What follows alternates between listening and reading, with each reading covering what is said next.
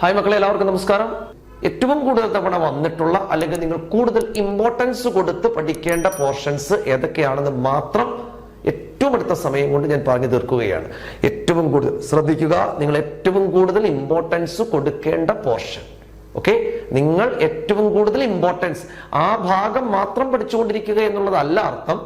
ആ ഒരു പോർഷനെ ബേസ് ചെയ്ത് വരുന്ന മറ്റു ക്വസ്റ്റ്യൻസ് നിങ്ങൾ പ്രീവിയസ് ഇയർ ക്വസ്റ്റ്യൻസ് നോക്കിയിട്ട് ആ ഒരു ടോപ്പിക്കിനെ ഒന്നും കൂടി വൈഡ് ആക്കി വേണം പഠിക്കുവാൻ. ഓക്കെ, എങ്കിലും പ്രധാനപ്പെട്ട ഇമ്പോർട്ടൻസ് ആയിട്ടുള്ള പോർഷൻസ് മാത്രം ഞാൻ ഇവിടെ എഴുതിയിട്ടുണ്ട്. ചാപ്റ്ററുകൾ 1 solution, 2 electro chemistry, 3 chemical kinetics and final D and F block elements. Okay, ആ ചാപ്റ്ററിലെ ഏറ്റവും ഇമ്പോർട്ടന്റ് ആയിട്ടുള്ള ടോപ്പിക് അല്ലെങ്കിൽ ആ ഒരു ഭാഗത്ത് നിന്ന് നിങ്ങൾ കൂടുതൽ ക്വസ്റ്റ്യൻസ് കളക്ട് ചെയ്ത് പഠിക്കുവാൻ ശ്രമിക്കുക. ഓക്കെ, അതിൽ ആദ്യത്തെ ചാപ്റ്റർ മക്കളെ സൊല്യൂഷൻ ആണ്. സൊല്യൂഷനിൽ നിങ്ങൾ പഠിക്കേണ്ട ടോപ്പിക് ഞാനൊന്ന് പറയുന്നു. മൊളാലിറ്റി ആൻഡ് മൊളാരിറ്റി ആ ഭാഗം ക്ലിയർ ചെയ്യണം. ഹെൻറീസ് ലോ ക്ലിയർ ചെയ്യണം. മോൾ ഫ്രാക്ഷൻ ക്ലിയർ ചെയ്യണം.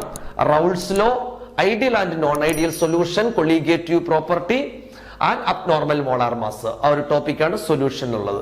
രണ്ടാമത്തെ ഇലക്ട്രോ കെമിസ്ട്രിയിലേക്ക് വന്നാൽ ഫാരഡേസ് ലോ ഉണ്ട്, കണ്ടക്ഷൻ ഉണ്ട്, കൊളറാഷ് ലോ ഉണ്ട്, റിയാക്ഷൻ ഓഫ് കൊറോഷൻ ഉണ്ട്, സെല്ലുകളെ കുറിച്ചെല്ലാം അറിഞ്ഞിരിക്കണം, ഇക്വേഷൻ അതുമായിട്ട് ബന്ധപ്പെട്ട എക്സ്പ്ലനേഷൻ അറിഞ്ഞിരിക്കണം, measurement of the conductivity of ionic solution അത് പറഞ്ഞിരിക്കണം. നേരെ കെമിക്കൽ കൈനറ്റിക്സിലേക്ക് വന്നാൽ അറീനിയസ് ഇക്വേഷൻ അങ്ങനെയുള്ള കാര്യങ്ങൾ, order and molecularity, rate of reaction, numerals of first order, unit constant for different order and ഗ്രാഫുകൾ. ഓക്കെ, അത്രയുമാണ് കെമിക്കൽ കൈനറ്റിക്സിൽ ഇമ്പോർട്ടൻസ് നിങ്ങൾ കൊടുക്കേണ്ടത്. D ആൻഡ് F ബ്ലോക്കിലേക്ക് വന്നു കഴിഞ്ഞാൽ കൂടുതൽ ഇമ്പോർട്ടൻസ് കൊടുക്കേണ്ട ഭാഗങ്ങൾ ലാന്ത്രൈഡ് കൺട്രാക്ഷൻ വളരെ ഇമ്പോർട്ടന്റ് ആണ്, അത് പഠിച്ചിരിക്കണം. Properties and preparations of KMnO4 and K2Cr2O7 ഏറ്റവും കൂടുതൽ തവണ ചോദിച്ചിട്ടുള്ള ഭാഗങ്ങളാണ്, അതിന് ഇമ്പോർട്ടൻസ് കൊടുക്കുക. Properties of D block elements മക്കളെ നിങ്ങൾ ഇമ്പോർട്ടൻസ് കൊടുക്കുക. സ്ട്രക്ചർ ഓഫ് CrO4 2- അയോണിന്റെയും Cr2O7 2- അയോണിന്റെയും സ്ട്രക്ചർ വരയ്ക്കുവാൻ ഇമ്പോർട്ടന്റ് ആണ്. പിന്നെ zinc, cadmium, mercury D block എലമെന്റുകളിലെ ഇമ്പോർട്ടന്റ് ആയിട്ടുള്ള 3 എലമെന്റുകളാണ് സിങ്ക്, കാഡ്മിയം, മെർക്കുറി. കാരണം യഥാർത്ഥത്തിൽ D ബ്ലോക്ക് എലമെന്റ് അല്ല, അതൊക്കെ ഞാൻ പറഞ്ഞു തരും. ഓക്കെ, അതിനെക്കുറിച്ചുള്ള പ്രോപ്പർട്ടീസ് അറിഞ്ഞിരിക്കുക.